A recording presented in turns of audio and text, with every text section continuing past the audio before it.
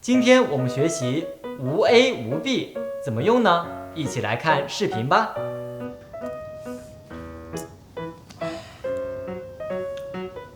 你怎么了？是不是身体不舒服？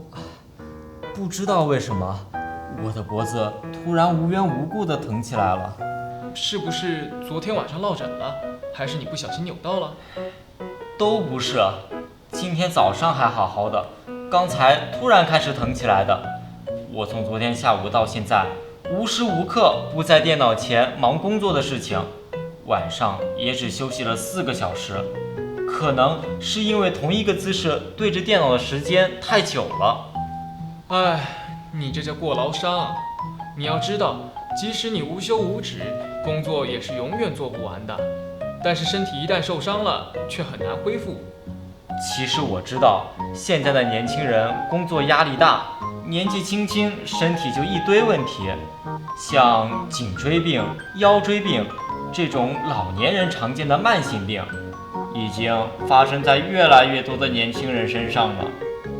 是啊，岂止是年轻人，现在的小孩子压力也很大。听说小学生都经常学到半夜，不像我们小时候无忧无虑，也没有所谓的赢在起跑线上的焦虑。唉，时代真的不一样了。给你，你靠着休息一下再干吧。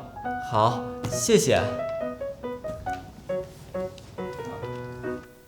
无 A 无 B 这个结构用来表示没有 A 且没有 B， 引申为表示什么都没有。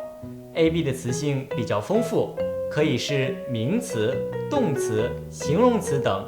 比如，不知道为什么，我的脖子突然无缘无故的疼起来了。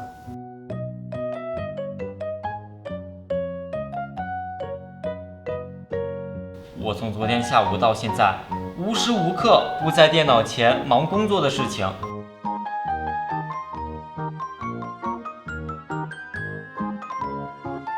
不像我们小时候无忧无虑。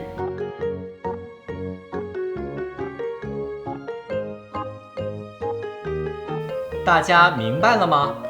跟我读，我的脖子突然无缘无故地疼起来了。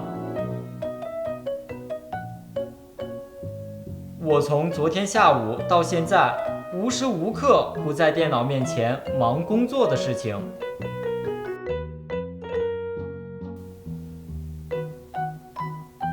不像我们小时候无忧无虑。我发现工作真是无穷无尽，好怀念小时候无拘无束的时光呀！同学们，再见啦！